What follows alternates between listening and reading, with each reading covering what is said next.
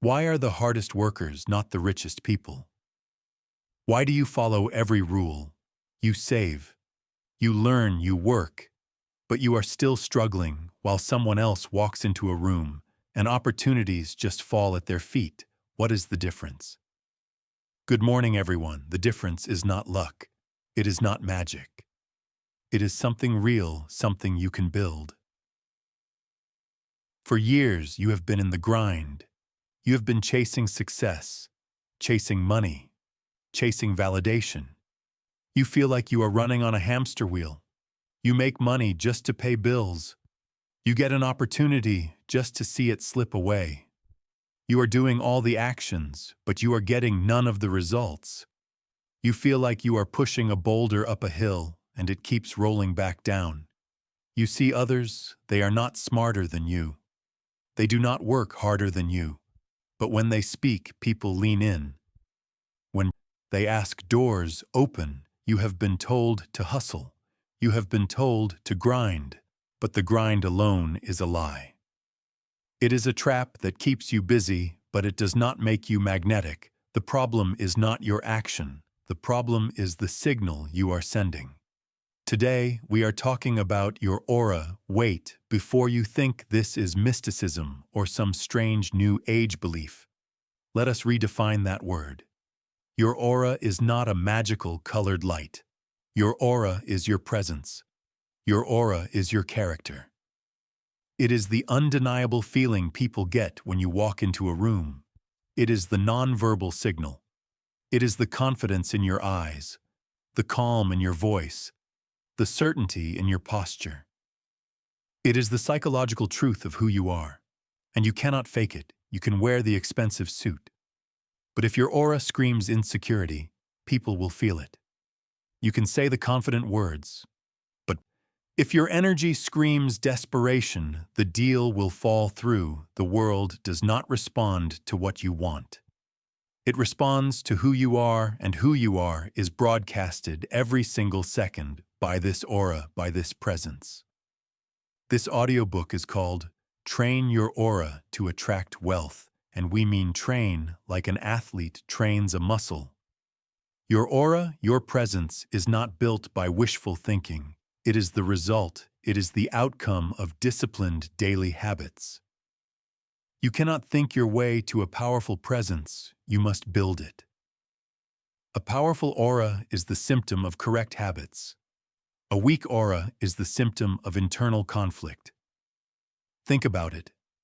A person who has the habit of saving. A person who has a 6-month emergency fund. That person walks and talks differently than a person who is drowning in debt. That is not magic. That is the aura of preparation. A person who has the habit of learning every day, who truly knows their value. That person speaks with a certainty that is different from someone who is guessing. That is the aura of competence.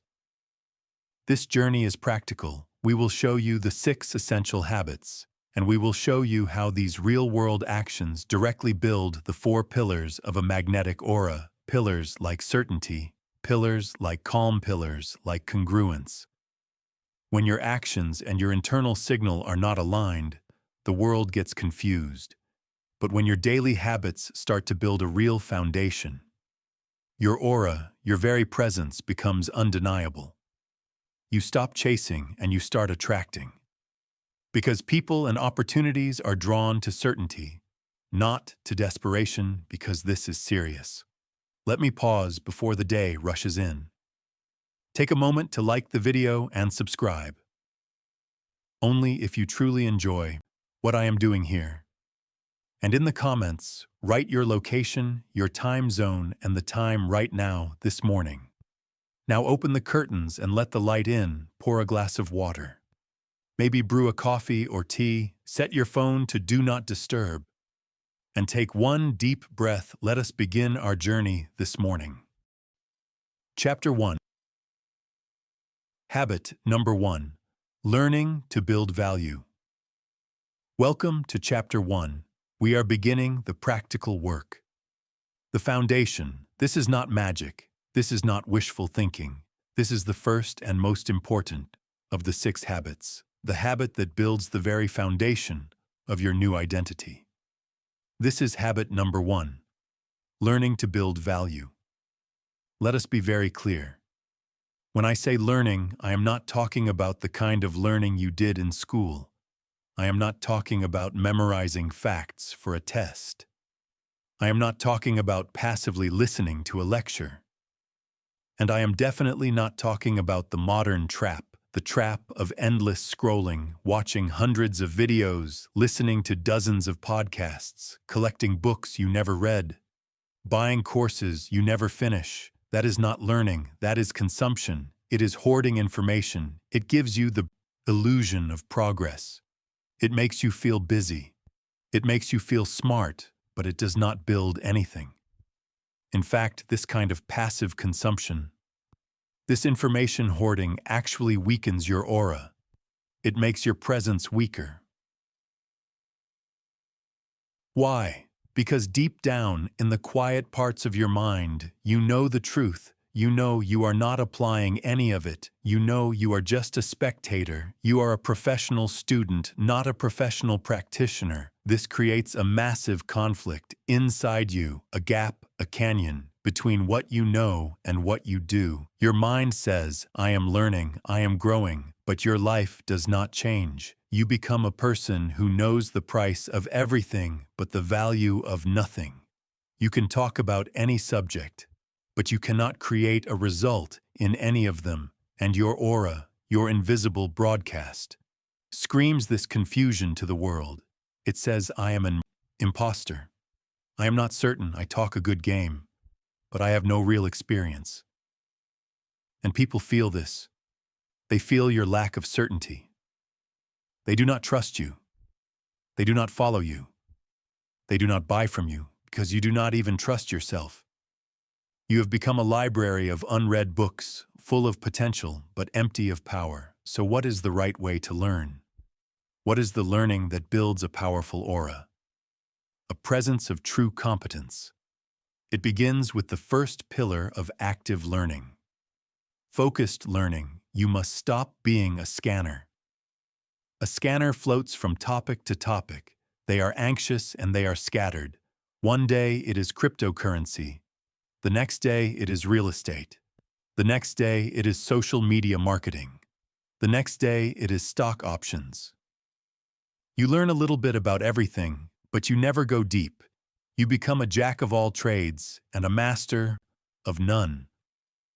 A scanner has a weak aura. It is diffuse. It is shallow. It has no power. It has no impact. The scanner is always chasing the next bright, shiny object, hoping that the next piece of information will be the magic key. You must become a spear. A spear is different. A spear is focused. A spear has one point. It is designed to penetrate. Your learning must have a purpose. It must have a target. You must ask yourself right now, who do I want to become? What problem do I want to be the best at solving? What is my one thing? Your learning must be the tool you use to build that identity. If you want to be a great leader, you must focus your learning. You must become a spear. You must study communication. You must study empathy. You must study decision-making. You must study human psychology. You must go deep. You must read the 5 great books on that one subject. Not one book on 5 different subjects. Focus is power. When you focus your mind, you focus your energy. Your aura becomes sharp, it becomes clear, it becomes certain, it becomes heavy in a good way. People feel your focus. They trust your expertise because it is real, it is not scattered. You are not guessing, you have done the work, you have cut away all the distractions, and you have mastered your craft. This focus is the first step to building real, undeniable value. But focus alone is not enough. It is only half of the equation. The second pillar is the one that changes everything, the one that 99% of people skip. This is application knowledge that is not applied, is just potential. It is trivia. It is useless. Knowledge in your head does not build anything. It does not change your life. It does not build your aura. It is only when knowledge moves from your head into your hands, into your actions, that it becomes skill, and skill is what builds value. Skill is what builds wealth. Skill is what builds your new identity. Here is the new rule. A rule for the rest of your life. For every 1 hour you spend learning something, you must spend at least 2 hours applying it. You must close the book and open your life. If you learn a new concept about public speaking, your application is to record a 1-minute video of yourself today, not next week, not when you feel ready today. If you learn a new sales technique, your application is to make 5 sales calls this afternoon using that exact technique. If you learn a new piece of code, your application is to build a tiny project with it tonight. Before you go to sleep, this is where you will feel the resistance. This is the moment of truth. We call this the wall of application. It is safe to just keep learning. It is comfortable, it protects your ego. It feels good. But application is scary. It means you might fail. In fact, it guarantees you will fail. Your first video will be awkward. Your first sales call will be clumsy. Your first project will have bugs. This is the test. This is where your training truly begins. Most people hit this wall of fear, this wall of discomfort, and they retreat. They run back to the safety of another book, another course, another video. They choose to stay a professional student forever instead of becoming a professional practitioner. For just one day, training your aura means you must break through that wall. You must accept the failure. You must embrace the awkwardness. You must welcome the mistakes. Because on the other side of that temporary discomfort is real hard, earned confidence. Every time you apply, every time you fail, and every time you learn from that failure, you are forging resilience. You are building character. You are building grit and resilience, character, grit. These are magnetic. These are powerful. This is what creates an aura of strength, an aura of reliability, an aura that says, I have been tested and I survived. I can be trusted. So now we connect it all. Why do we do this? We learn with focus to build a sharp mind. We apply with courage to build a strong character, this combination. Focused learning plus courageous application builds one thing: core value. The kind of value that cannot be faked. The kind of value you do not even have to talk about. People will feel it. Remember the people we talked about in the introduction? The ones who walk into a room and just radiate competence. This is how they got there. They were not born with it, they built it. They built it through thousands of hours of focused learning and relentless application. They have faced the failure. They have done the work. They have earned their certainty. When you have this kind of core value, you do not need to try to be confident, you just are. Your confidence is no longer a fragile idea. It is not based on what other people think of you. It is based on internal proof. It is based on the results you have created. It is based on the problems you know you can solve because you have solved them before.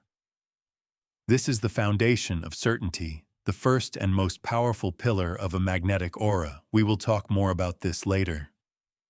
But for now, this is your work. This entire process is the final step. It is the identity shift. You are literally changing who you are. At a fundamental level, the act of focused learning and courageous application transforms you. You are no longer the person who does not know. You are no longer the person who is not sure. You are no longer the person waiting for permission. You are becoming the person who finds the answer.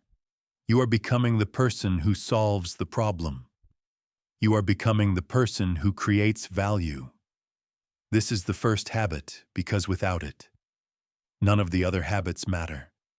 You cannot save your way to an aura of competence. You cannot have a long-term vision if you have no valuable skills to build on. It all starts here.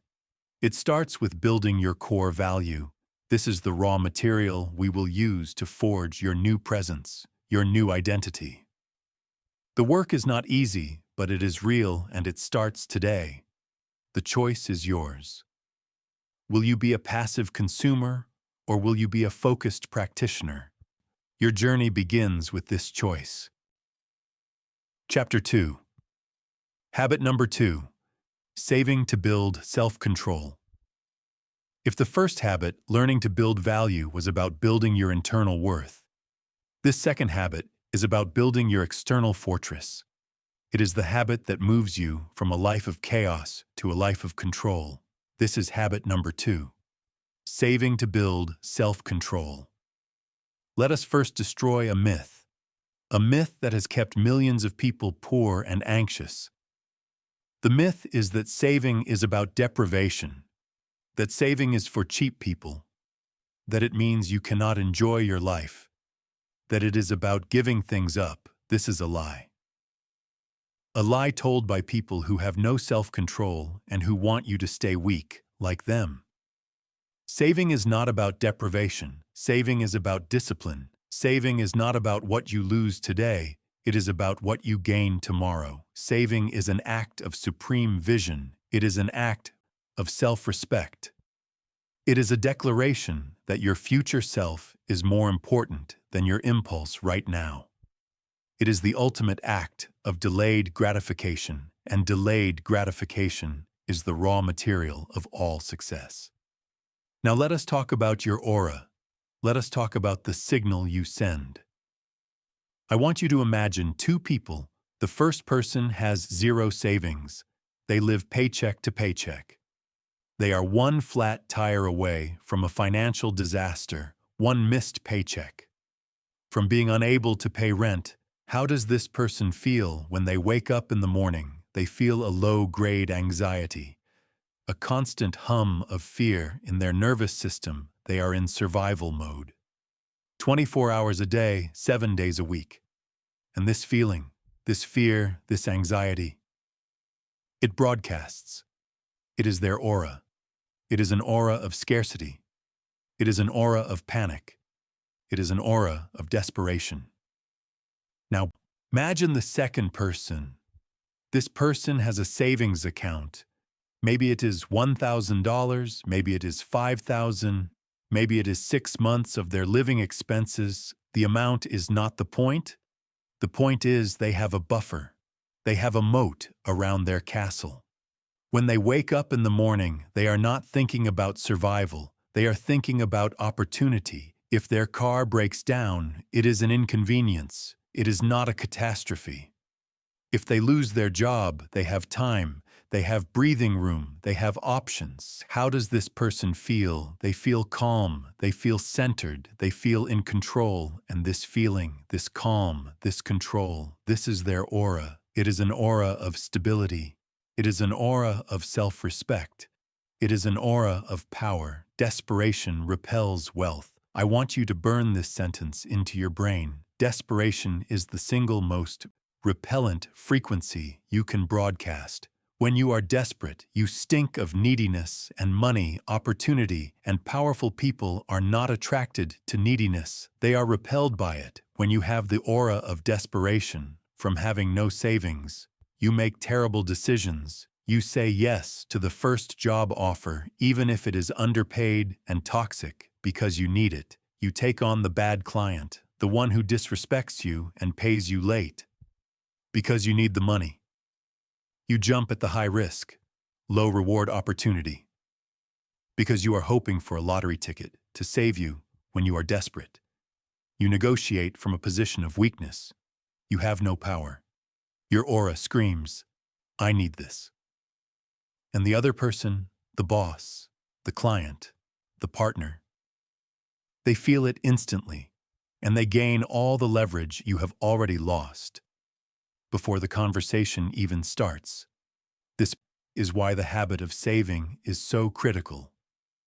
It is not just a financial habit. It is a power habit. The habit of saving builds your freedom fund. And this fund gives you the single greatest power in all of business and in all of life. It gives you the power to say no. The power to say no is the ultimate game changer. When you have savings, you have the power to say no to a toxic boss. You can walk away. Your aura is not needy, your aura is calm. You have the power to say no to a disrespectful client. You can fire them because you are not desperate for their money. You have the power to say no to a bad opportunity. You can wait for the right one when you can honestly and calmly say no. Your entire presence changes. You are no longer a beggar, hoping for scraps. You become a selector, choosing your opportunities. You are no longer desperate. You are discerning. You are no longer weak. You are powerful. And this new aura, this aura of calm power, is unbelievably magnetic. Good clients, good partners, and good opportunities are drawn to the person who does not need them. This habit, like the habit of learning, is an identity shift. This is not just something you do. It is someone you become. Every dollar you save is a vote for your new identity. You are casting a vote for I am responsible. You are casting a vote for I am in control. You are casting a vote for I am prepared. You are casting a vote for I respect my future self. You are moving your identity from victim, from survivor, to architect, to protector, to leader. And this brings us back to our training. The habit of saving is the physical, practical, real-world action that you take to build the pillar of calm in your aura. You cannot think your way to calm. You cannot meditate your way to financial peace. If your bank account is zero and your bills are due, that is delusion. Real calm, magnetic calm is built, it is earned, it is forged in the daily discipline of spending less than you earn and putting the difference aside. You are building a fortress around your mind, around your nervous system. Saving is not about what you give up, it is about what you gain. You give up a moment of impulse, you gain a future of freedom, you give up a cheap thrill, you gain a powerful presence, you give up trying to look rich, and you start the work of actually becoming wealthy from the inside out. This is the second habit. It is the foundation for your self-control. It kills desperation, and it builds calm. Without it, you will always be running. You will always be reacting. You will always be weak. With it, you can stand still, you can think, you can plan, and you can choose. This is the aura of self-control. Chapter 3. Habit number 3. Long-term vision to build persistence. We have laid the first two foundations in Chapter 1.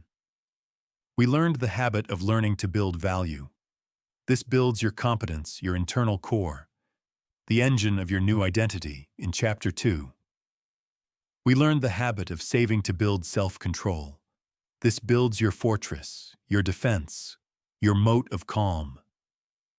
It kills desperation and gives you the power to say no now. We add the third ingredient, the one that directs all the others. You can have value, you can have calm, but if you have no direction, you will just be a powerful ship drifting aimlessly in the ocean. You need a destination. You need a map. This is habit number 3. Long-term vision to build persistence. We live in a culture of now, a culture of impatience, a culture of the microwave mentality. People want success, and they want it in 6 months. They want mastery, and they want it in 1 year. They start a business. They try for 90 days, and when they are not millionaires, they quit. They declare it does not work, and they jump to the next shiny object, the next hack, the next secret, the next trend. This creates an aura, the aura of chaos, the aura of the amateur, the aura of the gambler. This person is unstable, they are unreliable, they are constantly in a panic, they are always chasing, they are always reacting. When you meet someone like this, you can feel it. You feel their frantic energy. You do not trust them. You would not invest in them. You would not partner with them. Why? Because you know, deep down, that they will not be here next year. They have no roots. They have no conviction. They are a leaf in the wind. Now imagine a different person. Imagine someone who has a 10-year vision. They know who they are. They know where they are going. They have chosen their path. Maybe it is building the best quality craftsmanship in their city. Maybe it is becoming the most trusted financial advisor in their community. Maybe it is mastering an art or building a brand. The what is less important than the how long. This person, with the 10-year vision, moves differently. They are not rushed. They are not frantic. They are deliberate. They are calm. They are focused. They are not distracted by the shiny objects. They say no to 1,000 good ideas so they can say yes to the one great mission. This person is building a cathedral, not a tent. This person is planting an oak tree, not a weed. This long-term vision is the ultimate focusing tool. It simplifies your life. When you have a 10-year goal, it makes your daily decisions incredibly simple. You just ask one question. Does this action move me closer to my 10-year goal, or does it move me further away? If it moves you closer, you do it. If it does not, you ignore it. It is that simple. And here is where we forge the superpower: persistence. Persistence is not something you are born with. Persistence is not just grit. Persistence is a symptom. It is the natural result of having a clear, long-term vision. It is the logical outcome of a powerful why.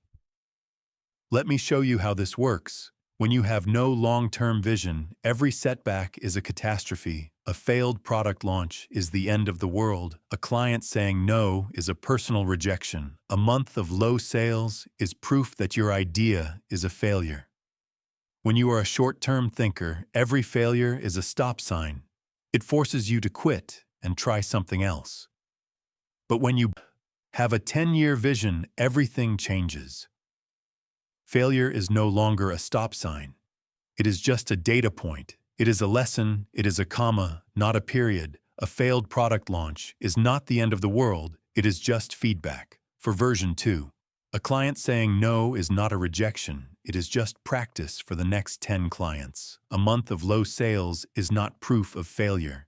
It is just a temporary dip in a very long graph that is moving up.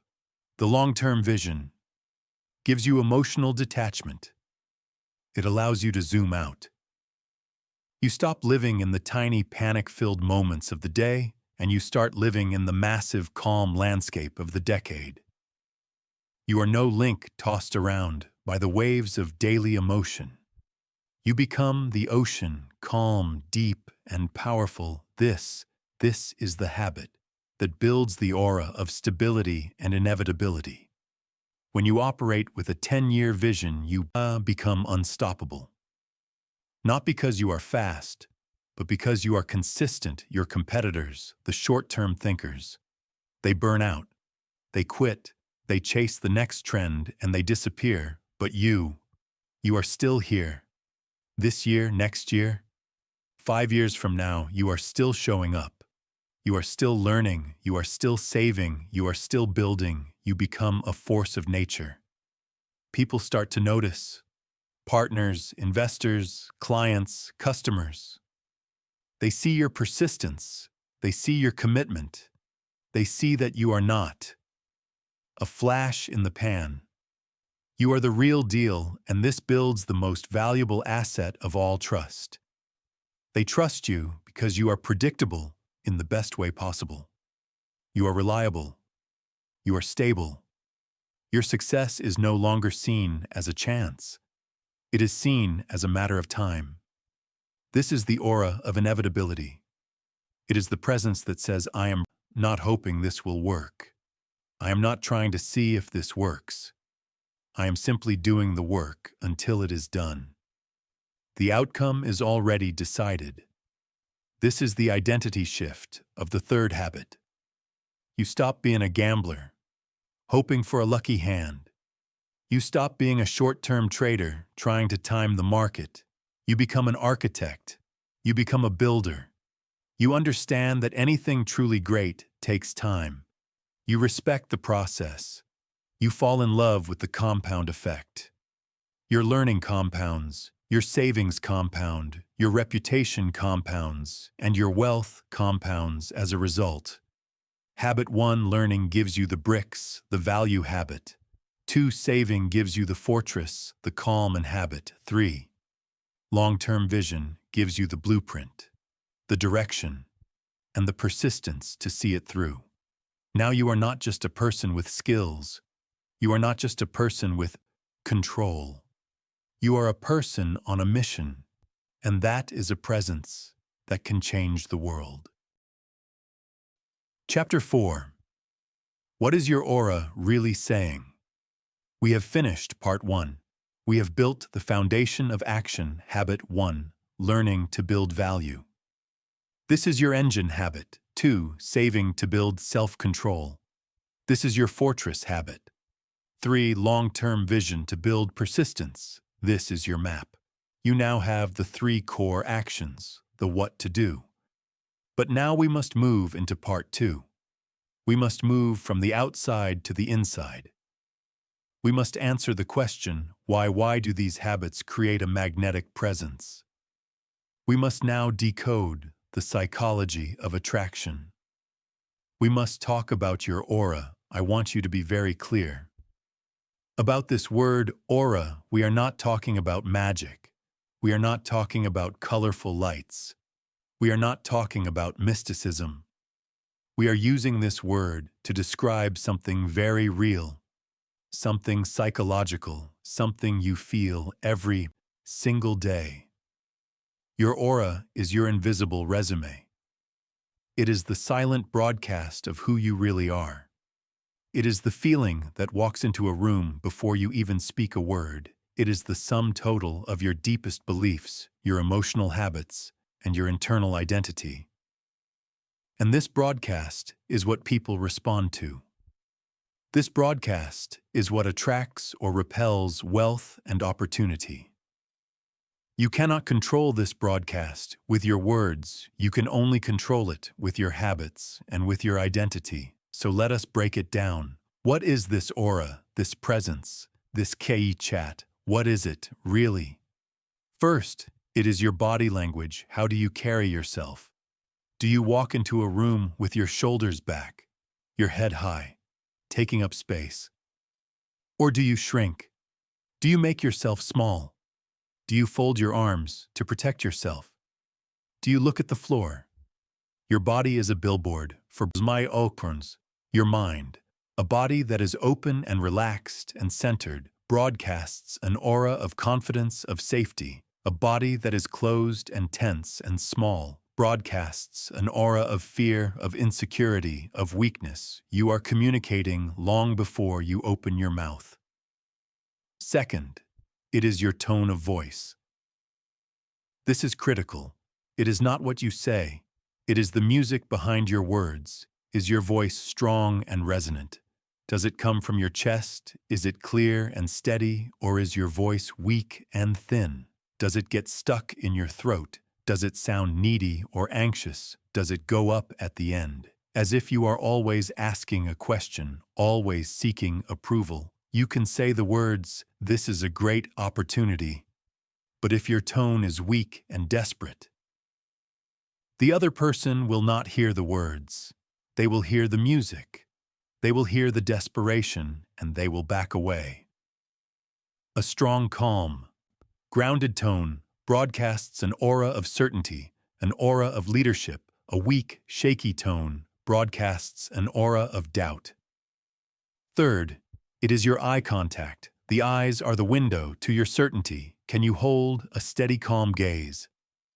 When you are speaking to someone, can you connect with them without aggression, but with clear conviction? Or do your eyes dart around the room, looking for escape, looking for approval, avoiding connection? When your eyes are steady, you are sending a signal that says, "I am here, I am present, I believe what I am saying, I am not afraid."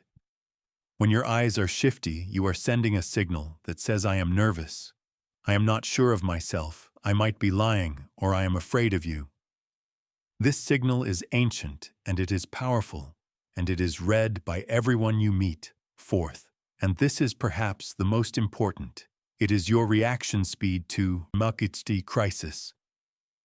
How do you handle pressure? What happens when things go wrong? When a client gets angry, when a deal falls through, when you face an unexpected bill, do you panic? Does your voice get high? Does your body get tense? Do you react with fear and chaos? Or do you pause? Do you breathe? Do you stay calm? Do you become the calmest person in the room? Do you respond instead of react? This right here is the ultimate test of your aura. A person who panics under pressure broadcasts an aura of weakness, of unreliability. People will not trust you to lead them to protect their money, to solve their problems, but a person who can stay calm in the middle of a storm. That person has an aura of pure power, of leadership, of absolute control. People will flock to this person. They will trust this person with their careers, their money, and their problems. This is the person everyone wants to follow. And here is the truth. This is the part you must understand. People read these signals instantly and unconsciously. They do not stop and think, his tone of voice was a little weak. They do not think, his eye contact was avoidant. No, it is much faster than that. It is a feeling, it is a gut instinct. They just feel, I do not trust this person. Or they feel, I do not know why, but I believe this person. Your aura is your first impression, and it is your lasting impression. It is the silent negotiation that happens in the first 5 seconds of every interaction. And this is why you cannot lie about your aura. You cannot fake it. This is the great conflict. We talked about in the introduction, if you say the words, I am confident, but your body is small, your voice is weak, and your eyes are darting. Your aura is screaming, I am terrified. And the world will always believe your aura. It will ignore your words 100% of the time. This is why so many people feel stuck. They are saying all the right things, they are doing all the networking, but their aura is sabotaging every single action. Their aura is repelling the very things they are trying to attract. So how do we fix this? We do not fix it by trying to have good body language. We do not fix it by faking a strong tone of voice that is just more lying. It is a mask. And people can feel a mask, analyze, no. You fix your aura by fixing the foundation. You build a real aura by doing real work. This is the entire point of this book. This is the connection between part 1 and part 2. You do not get an aura of calm by trying to be calm. You get an aura of calm by doing habit number 2, by building a savings so that you are actually financially calm. The aura is just the result. You do not get an aura of competence by acting smart. You get an aura of competence by doing habit number 1, by learning and applying. Until you are actually competent, you do not get an aura of persistence by talking about your vision. You get an aura of persistence by doing habit number 3, by actually living your long-term vision, day in and day out. Your habits are the factory. Your aura is the product. You cannot change the product without changing the factory. Part 1 was about building the factory. Part 2 is about understanding the product in the next chapter. We will break down the 4 specific products, the 4 pillars of a magnetic aura that these habits create, so you can become a conscious architect of your new presence. Chapter 5. The 4 pillars of a successful presence. In the last chapter, we decoded the aura, we took it from a mystical idea, and we grounded it in reality. We learned that your aura is your presence. It is your nonverbal broadcast. It is your body language, your tone of voice, your eye contact, and your reaction to crisis. It is the silent psychological signal that tells the world who you are and what you believe about yourself now. In this chapter, we get even more specific. We are going to move from the general feeling to the specific architecture. If your presence is a building, a great temple that attracts opportunity, then it must be built on 4 unshakable pillars. These are the 4 core components of a magnetic, successful aura. These 4 pillars are what separate the amateurs from the masters, the chasers from the attractors, the people who struggle from the people who succeed. These are the products. Our factory of habits is designed to build. Let us name them so we can build them. They are certainty, calm, congruence, and contribution. Let us break down each one. Pillar number 1, certainty. This is the foundation. This is the bedrock upon which all the others stand. Certainty is not arrogance. Arrogance is loud. Arrogance is a mask worn by insecure people. Arrogance is based on ego. Certainty is quiet. It is solid. It is internal. Certainty is based on proof. Certainty is the deep calm, internal knowing that you provide real value. It is the direct result of habit. Number 1, learning to build value. When you have done the work, when you have practiced, when you have failed, and you have learned, you earn a type of confidence that cannot be faked. It is not a belief that you know everything. It is a belief that you can handle anything. It is a belief that you can find the answer, that you can solve the problem, that you can create the result. When you have this pillar, your aura changes completely. Your voice becomes steady. Your eye contact becomes clear. You stop sounding like you are asking for permission. You start sounding like you are giving a solution. People feel this. They stop questioning you. They stop challenging you because your presence, your aura answers their questions before they even ask. Your certainty makes them feel safe. It is the antidote to the imposter syndrome. It is the signal of true competence and reliability. This is the first pillar. Certainty. Pillar number 2. Calm. If certainty is your foundation, calm is your fortress. This is your emotional defense system. This is the pillar that separates you from 99% of the population. In a world that is addicted to panic, addicted to drama, and addicted to fear, calm is power. Calm is the ultimate signal of control and leadership. This pillar is not about being cold or unemotional. It is about being non-reactive. It is about creating a space between what happens to you and how you respond. It is the direct result of habit number 2, saving to build self-control. When you are not financially desperate, when you are not living on the edge, you stop reacting with fear and you start responding with logic. This is the crisis test. From the last chapter, when the world turns to chaos, the person with the pillar of calm becomes the most powerful person in the room. They pause, they breathe, they think. How is this perceived? It is incredibly magnetic. People are drowning in their own anxiety. They are desperately looking for a stable force, a leader, a safe harbor. When you are calm, you become that harbor.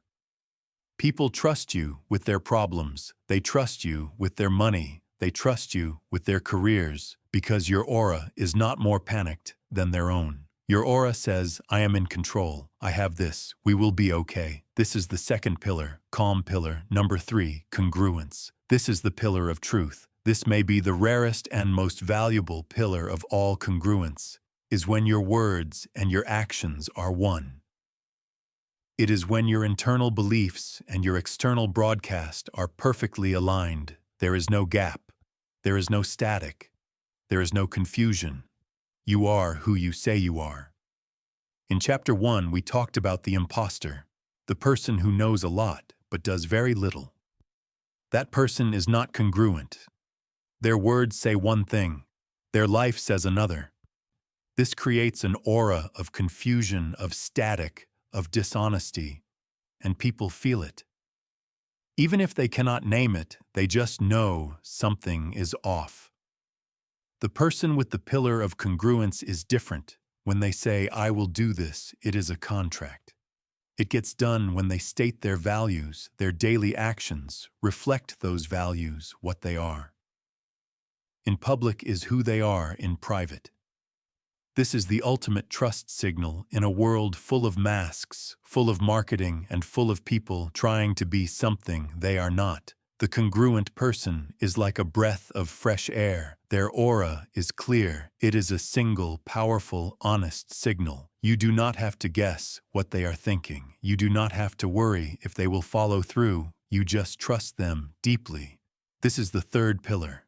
Congruence pillar number 4, contribution. This is the highest level of a magnetic aura. This is the pillar that directs all your energy. If certainty is your foundation, calm is your fortress, and congruence is your signal, then contribution is your purpose. It is the shift in your mindset. From what can I get to what can I give? It is moving from an aura of taking to an aura of solving. This is not about being a martyr or sacrificing yourself. It is about understanding a simple truth. Wealth and opportunity do not flow to people who are trying to get. They flow to people who are focused on giving value, on solving problems. This pillar is built directly on habit number 1, learning. Because you have built real value, you now have something to contribute. Your focus is no longer on yourself. It is not on, "Am I good enough?" or "Do they like me?" Your focus shifts outward to the other person. How can I help this person? How can I solve this problem? This aura is the most magnetic of all. It is warm, it is open, it is generous. It is the opposite of the needy, desperate, salesy aura that makes people put their guard up. When you have an aura of contribution, people lower their guard. They open up. They want to work with you. They want to be around you because they feel you are there to help, not to take. This is the 4th pillar, contribution. So there they are, the 4 pillars of a magnetic presence: certainty, calm, congruence, and contribution. These are not magical, they are psychological. They are the products of a mind and a life that is in alignment. And I will say it again, because it is the most important part. You cannot fake these pillars. You cannot try to be calm if you are drowning in debt. You cannot try to be certain if you have not done the work. You cannot try to be congruent if your life is a lie. This is why part 3, the final part of our journey, is so critical. Starting in the very next chapter, we will connect all the dots. We will show you exactly how the specific habits. From part 1, the practical daily actions are the tools you will use to forge each one of these 4 pillars. Your new presence is waiting. Let us go and build it. Chapter 6. Habits 4 and 5. Humility and confidence to build congruence. Welcome to part 3. Welcome to the synthesis. This is where we take the tools and we build the temple. In part 1, we forged the habits of action. In part 2, we identified the pillars of your presence. Now in part 3, we connect them. We will show you exactly how each habit directly builds a specific pillar of your new magnetic aura. We begin this chapter with what looks like a paradox. 2 words that most people see as complete opposites. Habit number 4. Humility, and habit number 5. Confidence society teaches you that you must be one or the other, that humility is weak and confidence is arrogant. This is a lie. It is a misunderstanding that keeps people weak and unbalanced. The truth is, these 2 habits are not opposites. They are 2 sides of the exact same coin. They are the engine and the fuel for the most important pillar of your entire presence. They are the two ingredients you need to build pillar number 3. Congruence. Let us first destroy the old definition of humility. Humility is not weakness. Humility is not thinking less of yourself. Humility is not letting people walk all over you. That is not humility. That is insecurity. That is fear. True. Humility is strength. It is the ultimate strength. It is the wisdom to know that you do not know everything. It is the self-awareness to understand that there is always more to learn. It is the courage to be open to new ideas, to feedback, and to criticism. It is the mindset of always being at the bottom of the mountain, always ready to climb, always ready to grow. Now connect this directly to habit number 1. Learning to build value. Humility is the engine of habit number 1. It is the fuel that makes learning possible. The moment you lose humility, the moment you think, I know it all, is the moment you stop learning. Your engine shuts down, your value becomes stale, your skills become outdated. Arrogance is the death of growth. Humility is the active daily choice to keep your mind open, to stay a student forever. It is the action of listening more than you speak. It is the action of asking questions instead of just giving answers. This is the action of humility. Now let us look at the other side of the coin, confidence, and let us destroy the old definition of confidence. Confidence is not arrogance, it is not loudness, it is not faking it until you make it. That is not confidence, that is just a noisy mask for insecurity. True confidence is quiet, it is internal, it is calm. True confidence is not a belief in something you do not have. True confidence is a deep internal trust in the real value you have already built. This is the result of habit number 1. When you have used humility to keep your engine running, when you have learned, and you have applied, when you have failed, and you have gotten back up, when you have put in the hours and you have solved the real problems, you earn something called certainty. You earn true confidence. It is the confidence, not that you are better than anyone else, but that you have done the work. It is a confidence in your process. It is a confidence in your resilience. It is a quiet trust in your true value. Now let us put the two together. This is the magic. This is how we build pillar number 3. Congruence. Remember, congruence is when your words and your actions are one. It is when your internal identity and your external presence are a perfect match, when you are who you say you are. This is what humility and confidence create together. Think of it. Humility is the action of being honest about what you do not know.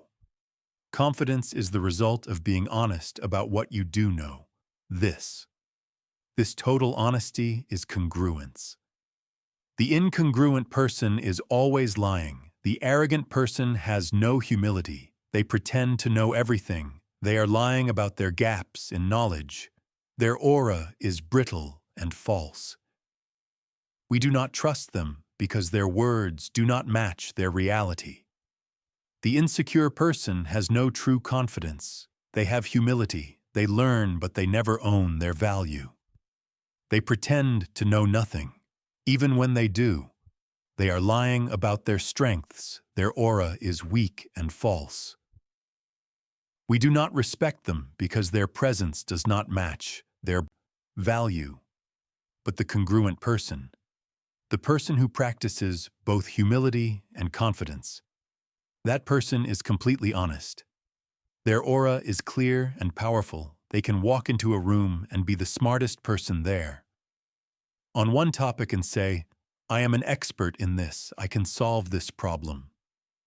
That is their confidence, based on proof and in the very next breath, someone can ask them about a different topic and they can say, "I know nothing about that, please teach me."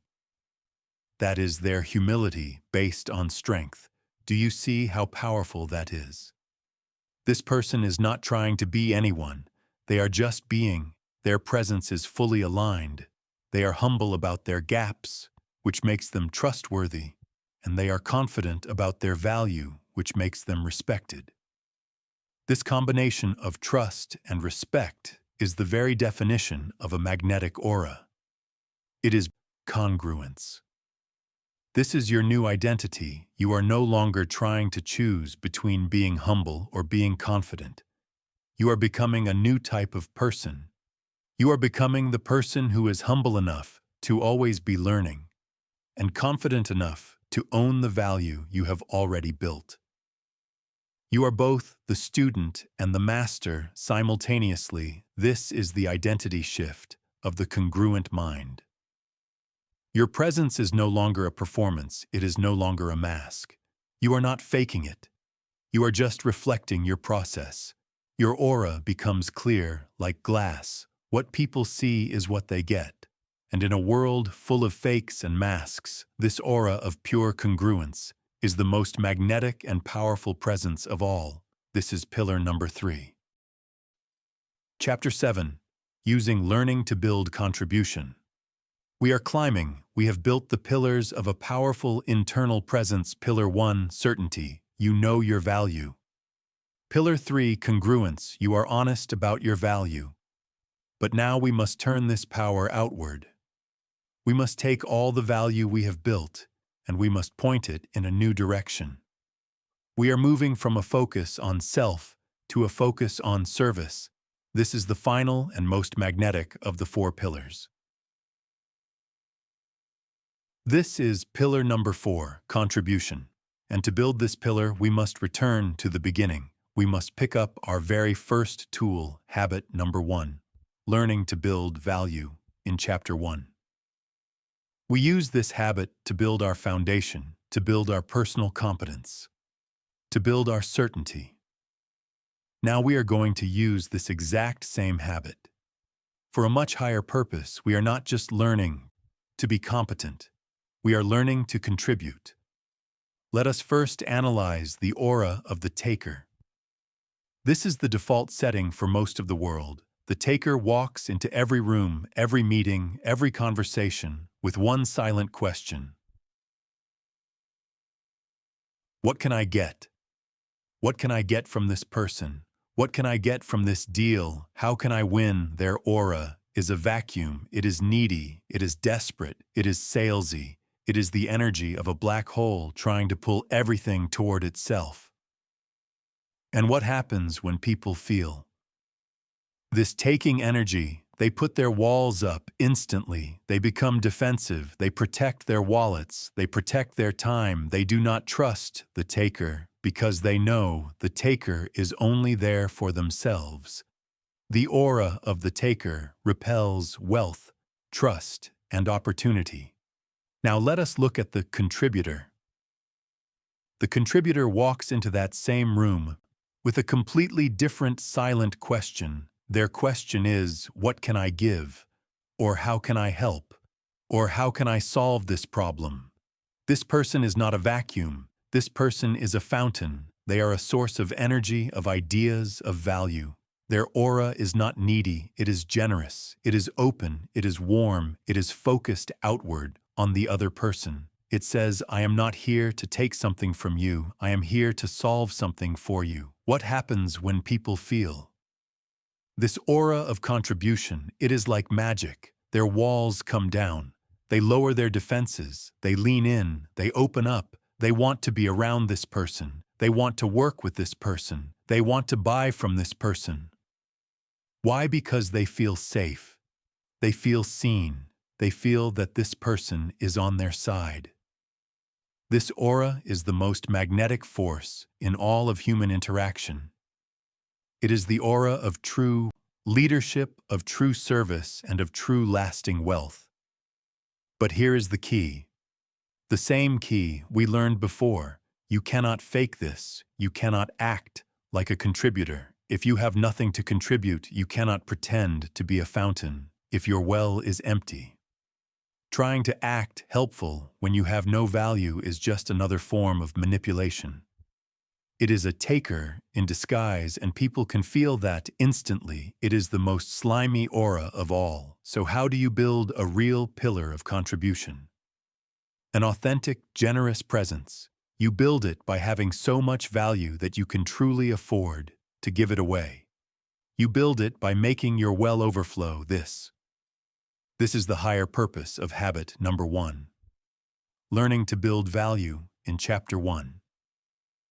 We learn to fill our own cup to build our certainty in this chapter. We learn to fill our cup so full that it overflows and fills the cups of everyone around us. This is contribution. Your focused learning, your relentless application was not just for you. It was not just so you could feel confident.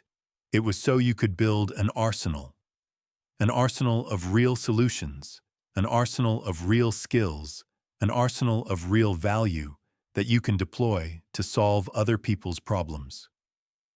Your learning becomes your gift. This changes everything. It changes your focus when you walk into that high-stakes meeting. Your old mind, the taker mind, would be focused on yourself. You would be thinking, am I good enough? Do they like me? I hope I do not mess this up. I need to get this deal. Your focus is internal. It is based on fear and need, and your aura reflects that. But your new mind, the contributor mind, which is armed with the value you built from habit. Number 1, your new mind is not focused on yourself, it is focused outward on the other person. You are not thinking about yourself, you are thinking about them. You are asking, what is their real problem? Do I have the right solution in my arsenal to solve it? How can I communicate this solution so they understand that I am here to help them win? Do you see the shift? It is massive. You are no longer trying to get the sale, you are giving the solution. You are no longer networking to get contacts, you are connecting to give value. You are no longer selling, you are serving. This is not about being a martyr. This is not about working for free. This is about understanding the law of wealth. Wealth is not money. Money is just the byproduct. Money is the physical receipt you get for value that you have successfully contributed. Money flows to value like gravity. The world happily, joyfully pays for its problems to be solved. When your entire aura shifts to contribution, you stop chasing money. You focus only on delivering value, and a funny thing happens. Money starts chasing you, it has to. It is the law, because you have become a source of valuable solutions. This is the identity shift of the contributor.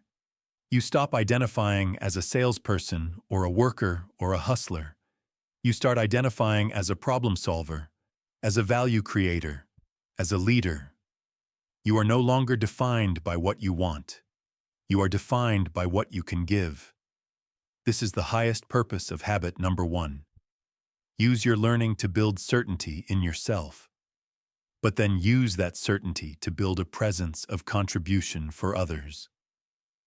Build your arsenal so full that you can give, and know that the more real value you contribute, the more wealth you will attract. That is the aura of contribution. Chapter 8. Using saving to build calm. We have just connected our learning to our highest purpose, contribution. You now understand how to turn your internal value into an outward magnetic force of service. Now we must address the great saboteur, the one feeling, the one energy that can destroy all your hard work. It can poison your certainty. It can undermine your contribution. It is the opposite of calm. It is the aura of desperation. Desperation is the single most repellent aura in the universe. It is the energy of the black hole we talked about, but it is worse. It is a black hole that is also on fire. It is needy, it is anxious, it is frantic, it is the smell of fear, and the world can smell it a mile away. Desperation is born from one place: a lack of control, a feeling of being on the edge of a cliff with no safety net. And for 99% of the world, this desperation is rooted in one thing. Money. It is the fear of the first of the month. It is the panic of an unexpected bill. It is the anxiety of living paycheck to paycheck.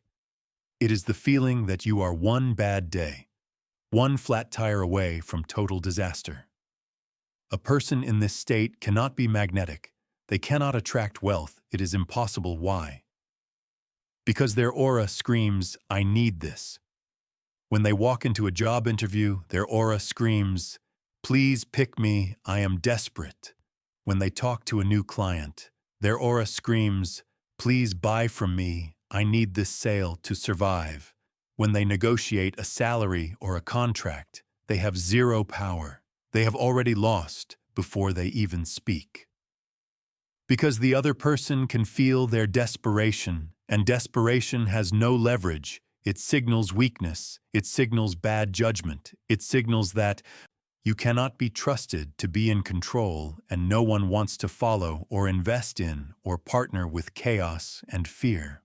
How do we destroy this saboteur? How do we kill desperation at its root? We do not kill it with positive thinking. We do not kill it with affirmations. You cannot stand in the mirror and say, "I am abundant." When your bank account is zero and your rent is late, your nervous system knows you are lying.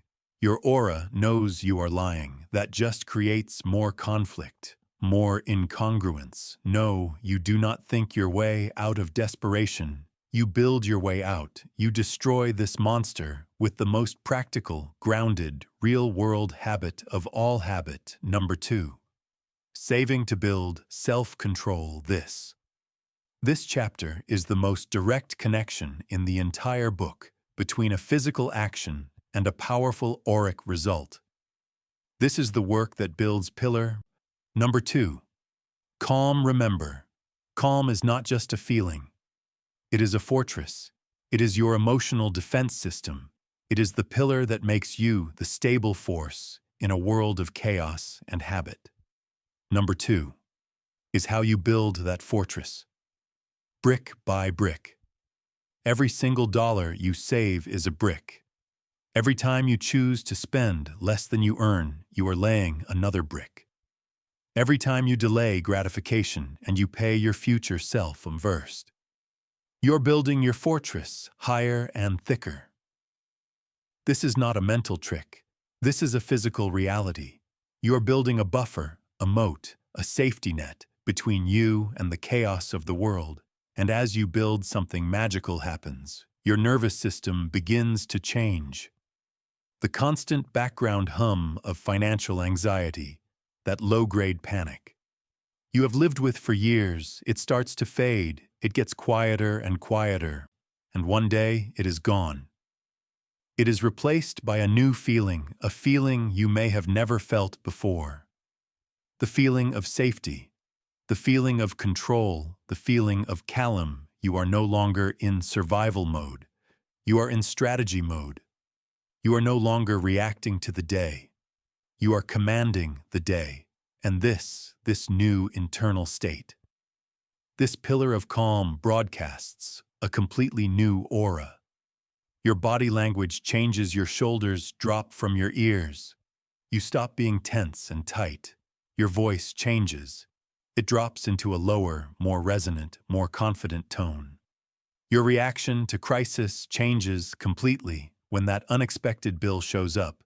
You do not panic, you do not react, you pause, you breathe, you look at your fortress, at your buffer, and you respond, you handle it. Your aura broadcasts, "I am in control, I am prepared, I am the adult in the room," and this aura of calm gives you the superpower we talked about in Chapter 2. The ultimate leverage in life, the power to say no. When you are not desperate, you can say no to the toxic job. You can say no to the disrespectful client. You can say no to the rushed, bad investment. You are no longer a beggar forced to take whatever scraps are thrown your way. You become a selector, a gatekeeper. You choose the opportunities that deserve to be in your life, and this power to say no is the most magnetic thing in the world. When you walk into that negotiation, and you gently, calmly, respectfully are willing to say no and walk away, the other person feels your power. They feel your calm. They feel you do not need them, and this makes them respect you. It makes them want to work with you even more. It flips the entire dynamic of power. You are no longer the chaser, you become the one who is chased. This is the identity shift of habit number 2. You are no longer a survivor. You are no longer a victim of your finances. You are no longer a gambler. Hoping for luck, you have become the architect. You have become the protector of your own peace. You have become the calm center of the storm. Your aura of calm is not a performance. It is not a mask. It is the honest, truthful signal of a person who is prepared, a person who is in control, a person who has done the work. This is pillar number 2. Chapter 9. Habit number 6. Small wins to build certainty. We are here at the final habit. We have built our engine with learning. We have built our fortress with saving.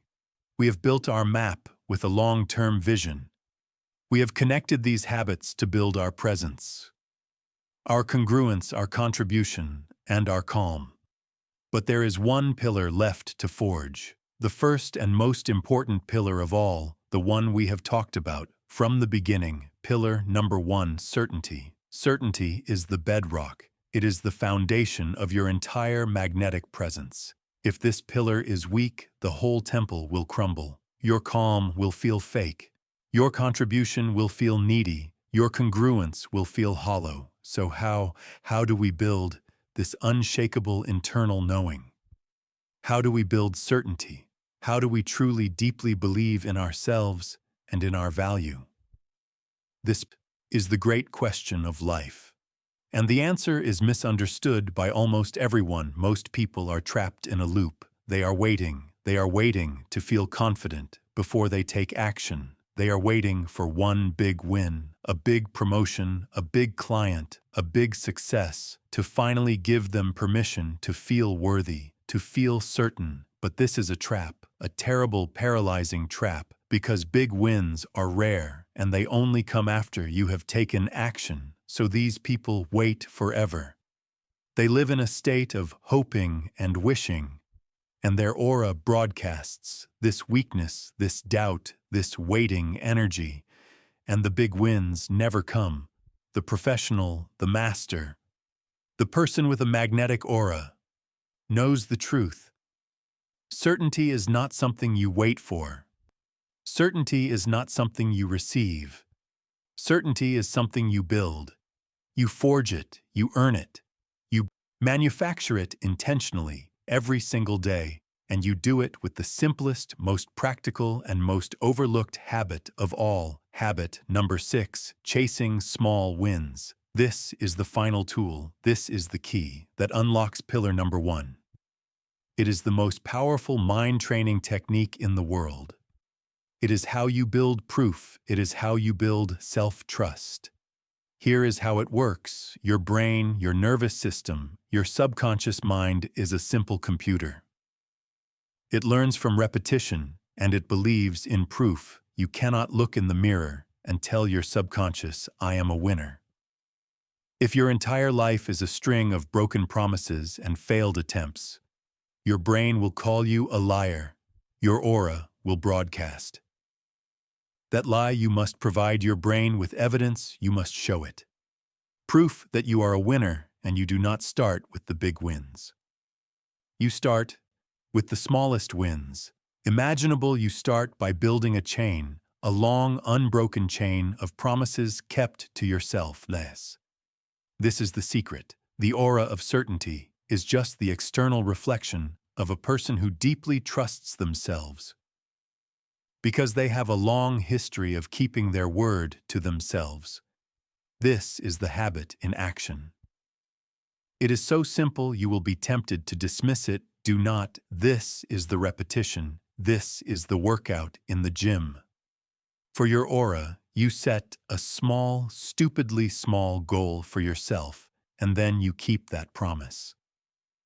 No matter what, no excuses, you do it. It is not, I am going to get in shape. That is too big. It is, I am going to do 10 push-ups today. And then you get on the floor and you do 10 push-ups. That is one kept promise, one link in the chain, one piece of evidence.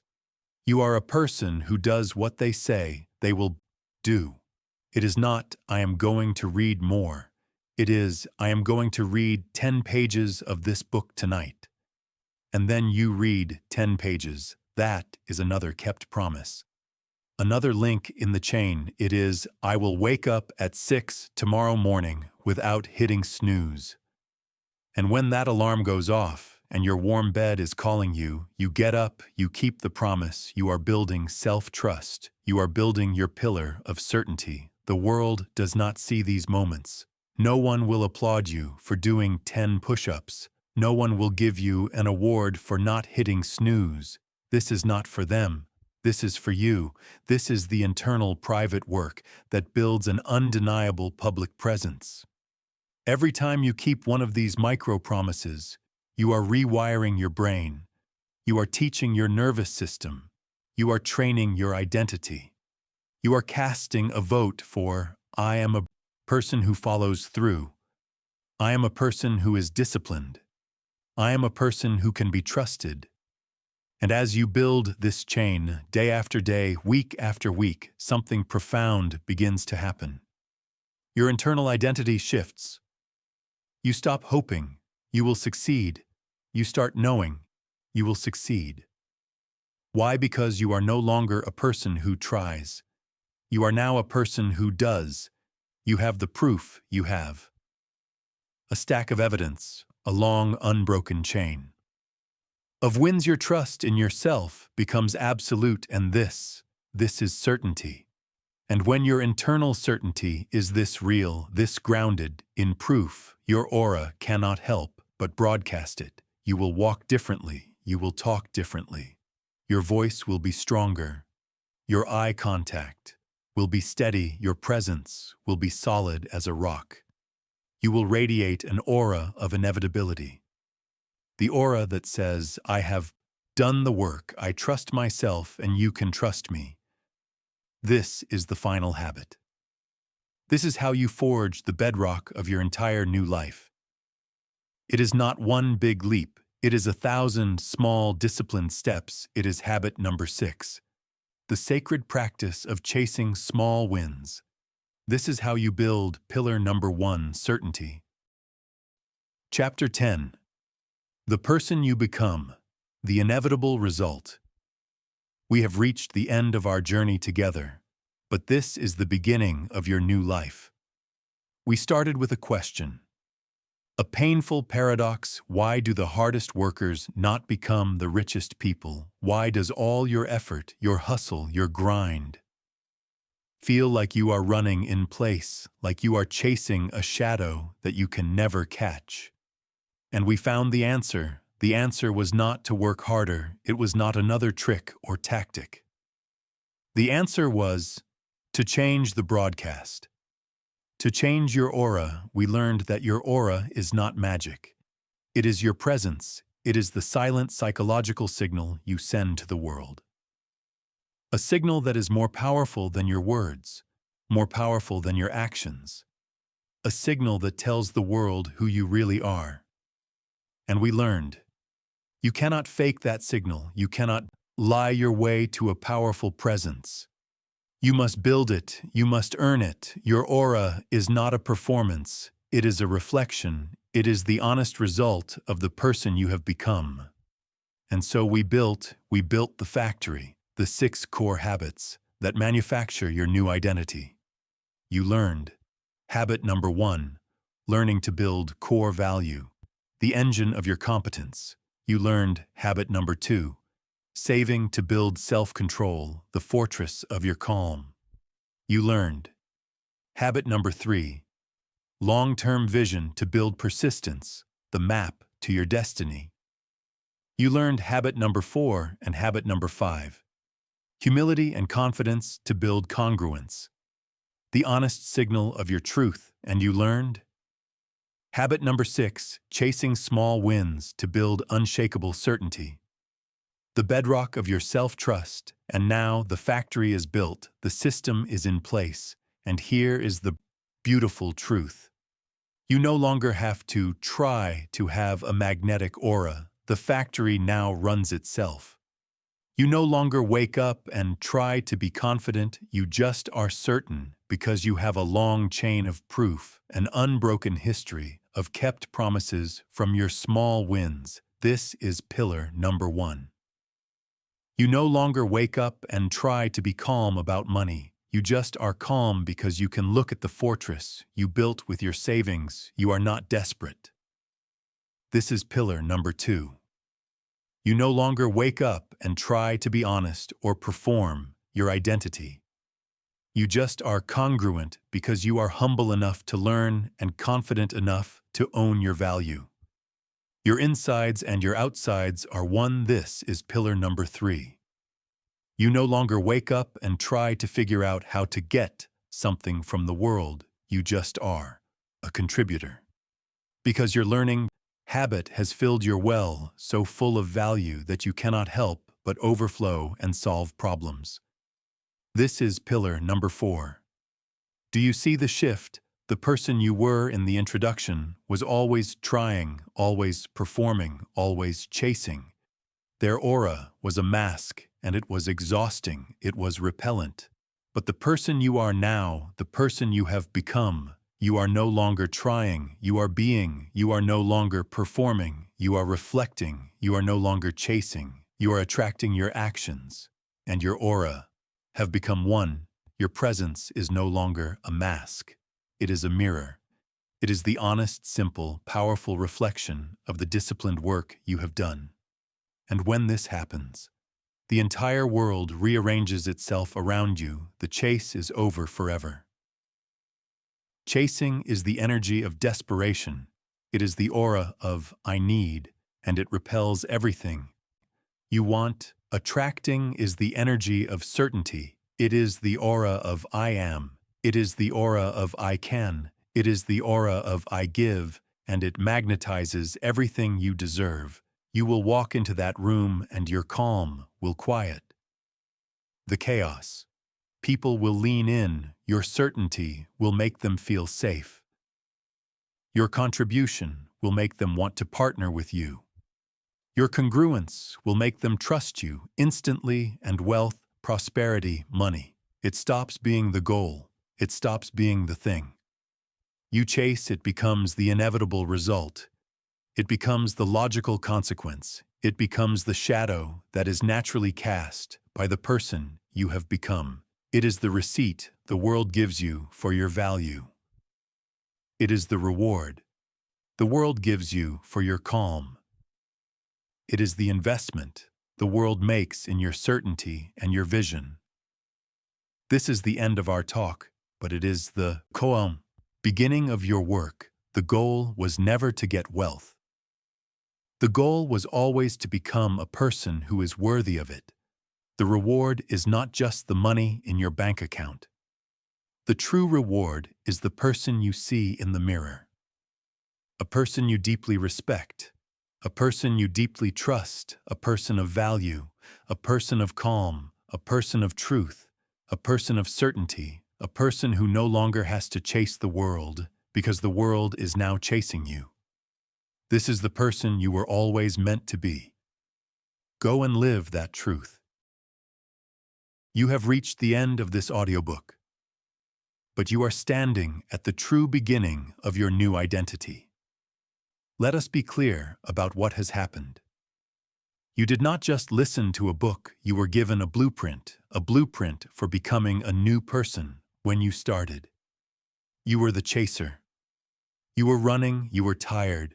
You were living in a state of hoping for a break, hoping to get lucky, hoping to be chosen. Your energy was one of lack and desperation, and it was repelling the very things you wanted.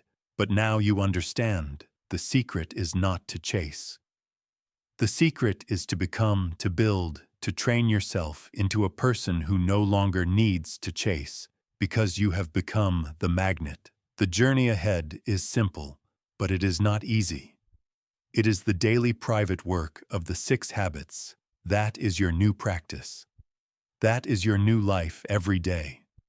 When you choose to learn and apply, you are not just gaining a skill, you are forging your pillar of certainty and contribution every day. When you choose to save even a single dollar, you are not just building a bank account, you are destroying desperation. You are forging your pillar of calm every day. When you look at your 10-year map and you make one small choice, aligned with that vision, you are not just being patient. You are forging your pillar of persistence and inevitability. Every day, when you choose humility to learn, and you choose confidence to own your value, you are not just being honest. You are forging your pillar of congruence. And every single time you keep a small promise to yourself, when you do those 10 push-ups, when you read those 10 pages, when you get up without hitting snooze, you are not just building a good habit. You are forging the bedrock of your entire new identity. You are proving to yourself that you are a winner. You are building unshakable self-trust. This is the work. Now, the listening is over and the doing begins. The world does not need another person who knows what to do. The world is desperate for the person who is the work, who embodies the truth. Do not look for a big moment. Do not wait for a miracle. The miracle is in the daily repetition. The miracle is in the 6 habits. The miracle is in the person you are becoming. One small action at a time. Your new aura is not a wish, it is a consequence. It is the inevitable result of your new discipline. Go and do the work. Go and become the person you were always meant to be. The person who no longer chases but who simply attracts. Thank you for listening. Now go and begin.